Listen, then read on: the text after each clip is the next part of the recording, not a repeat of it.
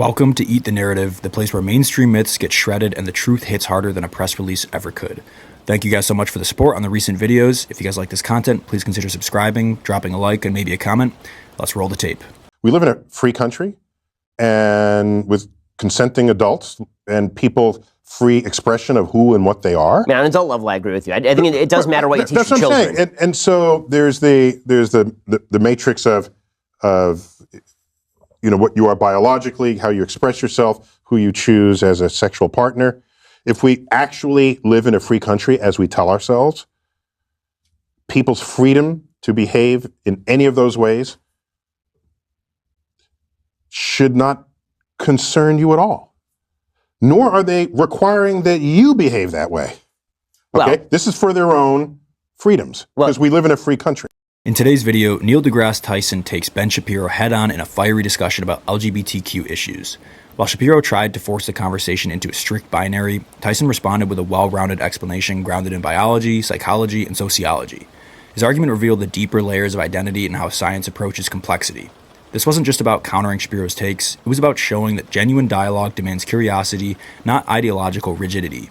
Conversations involving complex developments of the human psyche need to be held within the same environment, one of constant human development and progression. These are not 2 + 2 always equals 4 conversations, because we're talking about human emotions, tendencies, preferences, and behavior, which are all always changing. Tyson brought reason to a culture war, calmly reminding viewers that embracing human complexity isn't political correctness, it's scientific accuracy. So let's dive into how Neil deGrasse Tyson skillfully pushed back against Ben Shapiro in this intense exchange. Now, what is unresolved here is, what do you do with sports? It's unresolved. And I've followed that closely, and I don't see any meaningful solutions to come down off of that. We know that hormones manifest differently in different people, and just the whole thing with steroids. Steroids are hormones, right? And we rallied against steroids in professional sports because it gives you an undue advantage. So, and I've tried to think of what the future of sports would be in the world of a gender spectrum. And it may be, you don't specify whether it's a male or female sport. You just take measurements of what your hormonal balances are.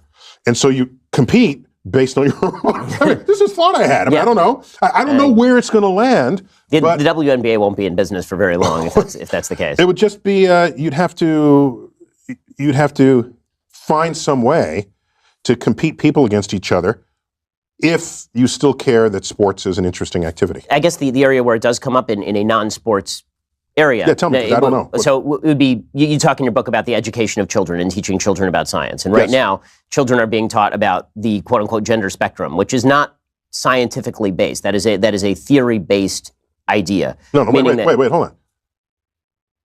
People express themselves on a spectrum.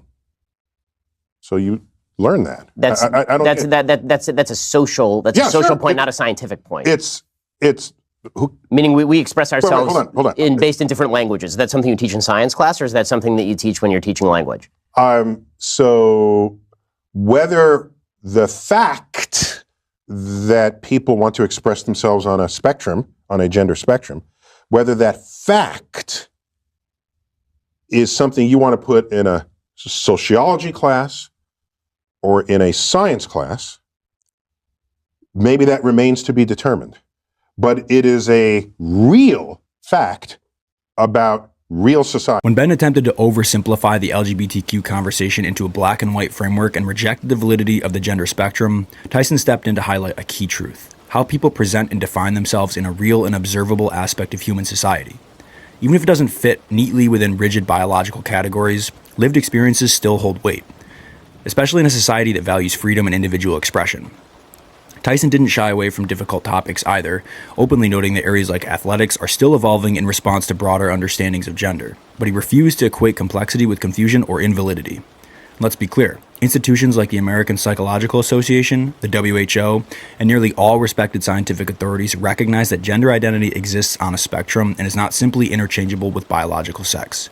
That's not an activist talking point, it's the professional consensus of those who study human development for a living. Well, of course, nobody's denying that people identify how they want to identify. So the question is, what is the relationship of that to biology? Meaning that the argument is made that trans women are women, for example. And what that seems to mean is that trans women are identical to women. Now, if people want to say trans women are not biological women, obviously that is the case.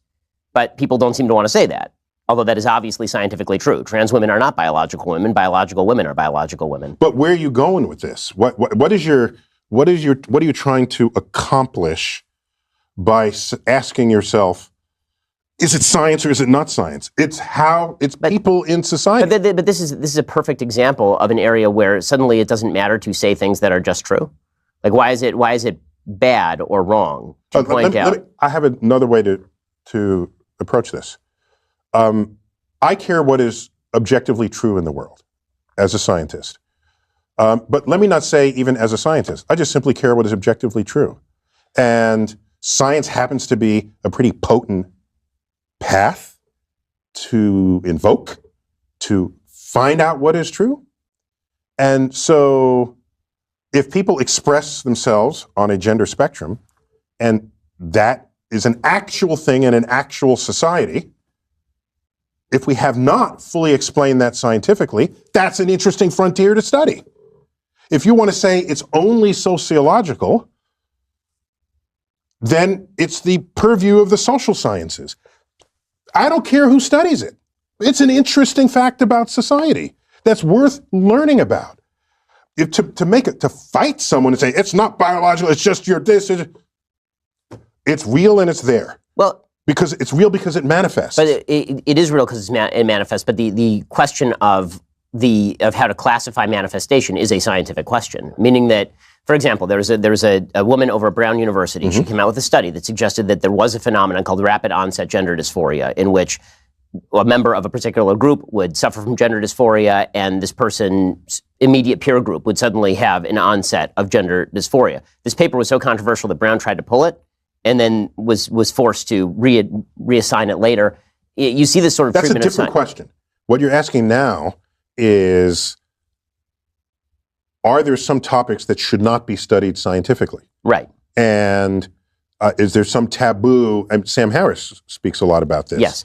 And I think the concern is, if you study some topic that's a hot button topic and you bring scientific methods and tools to it, we don't trust, I'm interpreting here, I think we as a society don't trust that people in charge in a free country won't try to legislate something that will constrict people's freedoms in the face of that information. I think that's the fear. As usual, Shapiro tried to boil the concept of gender down to chromosomes, repeating the phrase, biological women are biological women. Sure, on a narrow biological level, that is true. But Tyson was making a broader observation about how people actually live and express themselves. Not everyone fits cleanly into that binary, and that's not hypothetical, it's visible and real. Whether or not science has every right answer now doesn't mean we ignore what we can clearly observe. Tyson emphasized that science isn't about rejecting biology, but rather expanding our understanding to include how identity, society, and biology interact. That approach isn't anti-science, it's deeply scientific. And for added context, the study Ben referenced on rapid onset gender dysphoria has been widely criticized for poor research practices, including sourcing responses from anti-trans forums and excluding the voices of those actually experiencing dysphoria. It's all an outside perspective that are weighing in on those studies. That's not objective research. It's biased data in a scientific disguise, and it's no wonder the academic world called it out. Well, isn't that... It's a fear. I mean, and isn't that... We don't trust our own ability to govern ourselves in the face of what could be some information relative to other kinds of information. Isn't that a bit of a problem? Yes. Yeah. It's not. It means it's not a free society. It's not a society of free inquiry, which I think you need ultimately. But yeah. My general take on all of this stuff, from climate change to gender dysphoria to all of these issues, is bring out the science and then let's hash it out. I think that the problem I'm seeing on a lot of sides is, what is your motivation? Why? Right? Why does that matter? It matters because if you have political power, you could end up creating legislation that subtracts freedoms from people who previously were enjoying the same freedoms as you. The history of that exercise then make a better argument. Doesn't end well. Well, but the history of which exercise? Bring out all the science and let's hash it out? I'm saying if you bring out all the science and the politicians hash it out, the history of that exercise is a recipe for disaster if it involves discoveries that put people's freedom as defined in our Constitution at risk.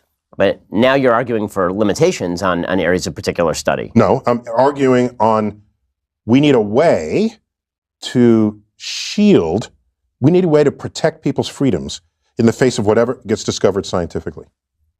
So I agree. I think that's what the Constitution is for, is to guard rights from. But we're always fighting people who want rights are always fighting others who are saying they don't get the rights from the Constitution. This is a daily challenge on the progressive left.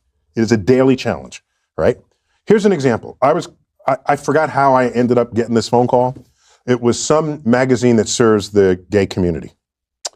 And I don't remember why, because they wanted my opinion on, they wanted my opinion about whether being gay was biological or mental. Right, there's that new study that came out, this vast study. Or psychological. Right, okay? Right. And I said, I don't care which it is. Find out what it is, fine. But the answer to that question should have no consequence on legislations or laws. Because, for example, suppose it said it's purely biological, okay? Then you say, oh, that explains it. Suppose it says it's purely psychological. What are you going to do now? You say, well, now you're going to go to the reorientation camps or whatever those are called, where they realign you because they say it's psychological rather than biological. All of a sudden, people start behaving in ways in society that want to constrict the freedom of expression of who and what people are. And that is a danger. Ben often claims that science's role is simply to reveal objective truth, and from there, society just follows the facts. But Tyson challenged that idea with a powerful reminder. How we apply scientific knowledge matters, especially since history has repeatedly shown that so-called truths can be manipulated to justify discrimination. His example about sexual orientation drove the point home. Whether being gay is biological or psychological should never dictate someone's legal rights. Linking equality to genetics or brain scans is not just flawed logic, it's dangerous. This kind of thinking has a long, dark history from phrenology to eugenics. Today, trans identities are the new front line, where certain political figures are using science not to understand, but to exclude. Tyson's overarching message is clear. In a truly democratic society, science must be guided by constitutional rights and basic human empathy. Denying people rights because they don't fit a narrow biological mold isn't truth-seeking, it's authoritarianism cloaked in scientific language.